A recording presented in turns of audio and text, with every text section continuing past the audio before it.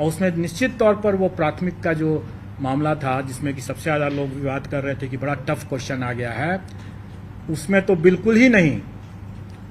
किसी भी विषय में एक दो विषय को छोड़ करके और एक दो मामले को छोड़ करके किसी भी मामले में हमें अपने क्वालिफाइंग कट ऑफ को रिलैक्स करने की जरूरत नहीं पड़ी।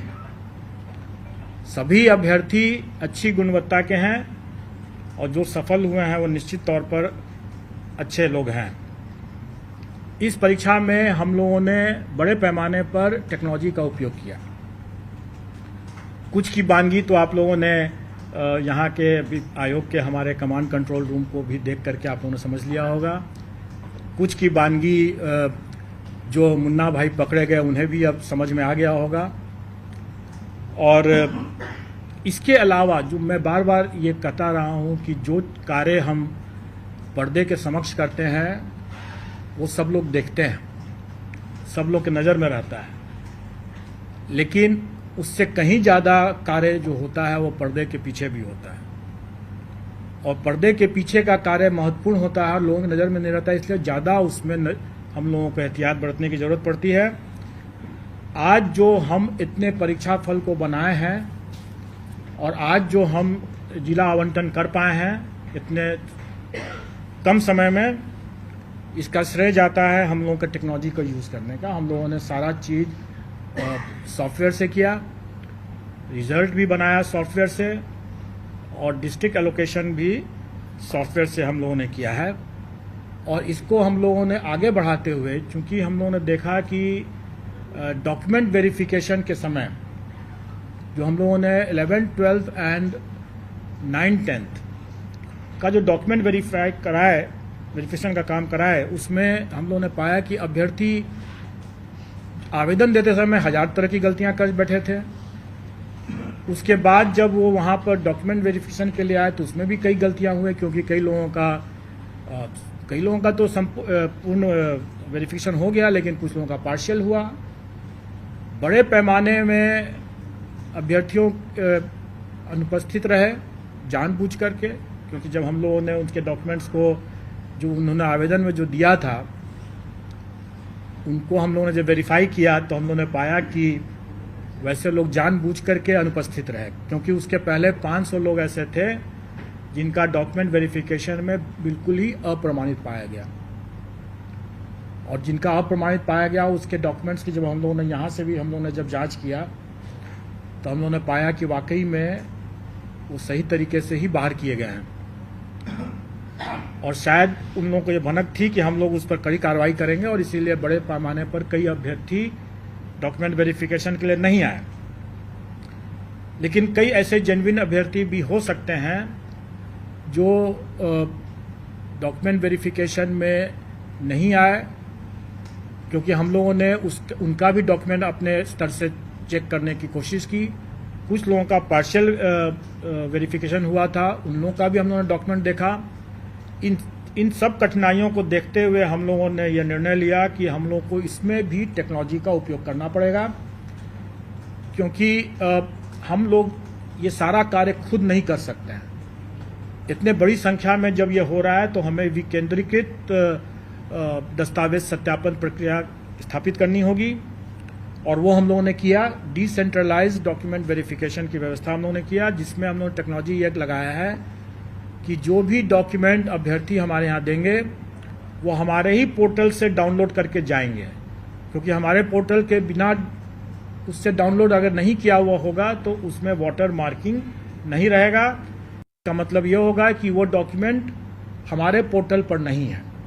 तो जो चीज़ हमारे पोर्टल पर नहीं है उसका हम कोई संज्ञान नहीं ले सकते हैं, और इसीलिए हम लोगों ने जो डिसेंट्रलाइज्ड डॉक्यूमेंट वेरिफिकेशन की बात किया उसमें भी हम लोगों ने हिदायत दे दी है कि जो डॉक्यूमेंट आयोग के पोर्टल पर है ही नहीं उसका कोई संज्ञान नहीं लिया जा सकता है। इसलिए जब भी कोई अभ्यर्थी वहाँ जाते हैं, जो सफल अभ्यर्थी जाते हैं डिसेंट्रलाइज्ड डॉक्यूमेंट वेरिफिकेशन के समय अपने योगदान करने के समय, अगर उनको लगता है कि कोई डॉक्यूमेंट जरूरी है और वो हमारे पोर्टल पर नहीं उन्होंने अपलोड किया है तो वो बेशक अपलोड कर दें, अपलोड करें और फिर डाउनलोड करें और फिर उसको लेकर जाएं, क्योंकि उसमें वाटर मार्क हो जाएगा। वो प्रूफ होगा कि हमारे यहाँ वो आयोग के पोर्टल पर उन्होंने डाल दिया है, क्योंकि यही बाद में 10 साल 20 साल जब भी खोजा जाएगा तो यही डॉक्यूमेंट रहेगा और ये बहुत आवश्यक है। और इसीलिए इसमें भी हम लोगों ने टेक्नोलॉजी यूज़ किया कि वाटर मार्किंग और उसका रजिस्ट्रेशन नंबर दोनों को हम लोगों ने अंकित कर दिया। इन सब के बाद अब हम लोग कुछ आपको आंकड़े बता देना चाहेंगे जो आपके समझने के लिए होगा। और इसमें 11-12 की जो वैकेंसी थी उसमें 57,602, उसके अगेंस्ट में हम लोगों ने 23,701 रिजल्ट दिया है। यह रिजल्ट कम नहीं है क्योंकि टोटल अभ्यर्थियों की संख्या मुश्किल से 30,000 से भी अधिक नहीं थी। इसमें 23,000 अभ्यर्थियों की संख्या जो थी इसमें 37,000 थी, जबकि रिजल्ट हम लोगों ने 23,701 दिया है। मैं उसका भी आपको विश्लेषण बता दूंगा। अभी हम लोग जो 11-12 का मामला है उसमें 23,701 हम लोग रिजल्ट दे रहे हैं। 9वीं-10वीं वाला जो मामला है उसमें 26,204 दे रहे हैं। और प्राथमिक का जो मामला है उसमें हम लोग 72,419 रिजल्ट देंगे। टोटल हम लोग 204 है 9-10 का, प्राथमिक का है 72,419। टोटल हम लोग दे रहे हैं 1,22,324। और मैं आपको बता दूं कि जो अब आप लोगों को मिल जाएगा, मैं थोड़ी दूसरी बात बता देता हूं, मैं उसके बारे में बता रहा हूं। आप प्रश्न पूछेंगे मैं जरूर जवाब दे दूंगा। अभी मैं कुछ फैक्ट्स आपको बता रहा हूं। 1,22,324 अभ्यर्थी हम लोग के सक्सेसफुल हुए हैं। 1,22,324 टोटल हैं। और अगर हम लोग थ्योरेटिकल मैक्सिमम देखें, मतलब कहने का यह है कि कुछ कुछ विषय में अभ्यर्थी बहुत कम है, वैकेंसी ज़्यादा, स्वाभाविक है कि उससे अधिक हम दे ही नहीं सकते हैं जितने अभ्यर्थी हैं।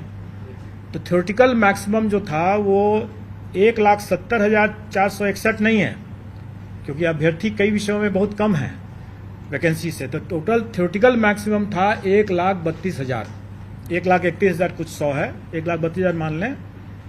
तो उसके विरुद्ध हम लोग देखा जाए तो हम लोग की उपलब्धि जो है वो 93% है। अब आप लोग जितनों का भी ये कहना था कि सरकार की नियत ही नहीं है अपॉइंट करने की, तो आप स्वयं समझ सकते हैं कि हम लोगों का क्या नियत था और हम लोगों ने क्या किया है। अब एक प्रश्न एक है जरूर,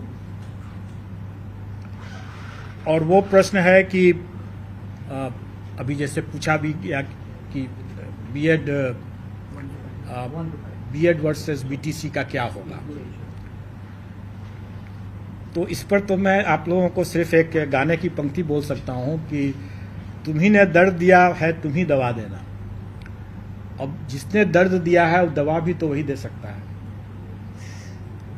और जब तक दवा नहीं है तब तक इलाज संभव नहीं है।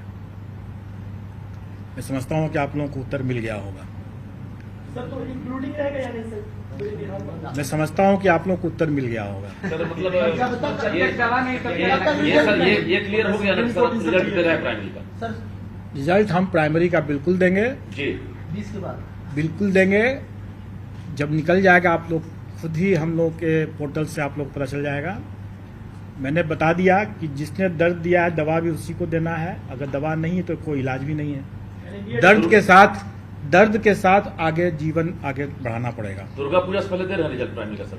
हर एक प्रत्येक रिजल्ट जो है वो दुर्गा पूजा के पहले हो जाएगा। पोर्टल पर आ जाएगा, सारा पोर्टल पर आ जाएगा। और मैं तो यही कहूंगा कि हम लाए हैं कश्ती तूफान से निकाल के, तो अब तो सफल अभ्यर्थियों के हाथ में है कि वो कैसे इसको संभाल के रखते हैं। सर अभ्यर्थी का प्रश्न है सर, वाटर मार्क को लेकर, तो उसका मतलब कुछ वाटर मार्क्स को लेकर अभ्यर्थी लगातार कॉल कर रहे हैं। उसमें जो अपलोड किए हैं सर उस पर नहीं है, कोई अंक कट जा रहा है, तो उनके साथ क्या होगा? कुछ नहीं होगा, डोंट वरी। अगर कोई, जैसे मैंने क्या कहा कि हम लोग इसको पोर्टल को ओपन कर दे रहे हैं, अगर कोई अभ्यर्थी अपलोड नहीं कर सके हैं वो भी वहां पर अपलोड कर लेंगे और फिर से डाउनलोड करके जाकर दिखा देंगे। सर एक सवाल है, आपने कहा सबसे तेज रिजल्ट दिए हैं, लेकिन रिक्तियों के मुताबिक अगर देखा जाए तो नहीं, हमने ये भी कहा कि हम लाए कश्ती तूफान से निकाल सर योग्य ये अभ्यर्थी पूरे तूफान के माहौल से हम लोगों ने कश्ती निकाल के लाया। सर सीटें खाली रह गई, क्या मानते हैं अभी भी योग्य अभ्यर्थी की कमी है बिहार में? देखिए, जो सीट खाली रह जाती है या जैसे डॉक्यूमेंट वेरिफिकेशन जो अभी प्राइमरी का डिसेंट्रलाइज्ड वे में नए तरीके से अभी होना बाकी है, जो कि योगदान के समय होगा। जो डॉक्यूमेंट वेरिफिकेशन हम लोगों ने कराया डिसेंट्रलाइज्ड वे में 9, 10 और 11, 12 का, उसमें जो हम लोग का पार्शियली वेरीफाइड हुआ उनको हम लोग फिर से मौका दिए हैं और वो वहां पर जाकर के दिखा सकते हैं।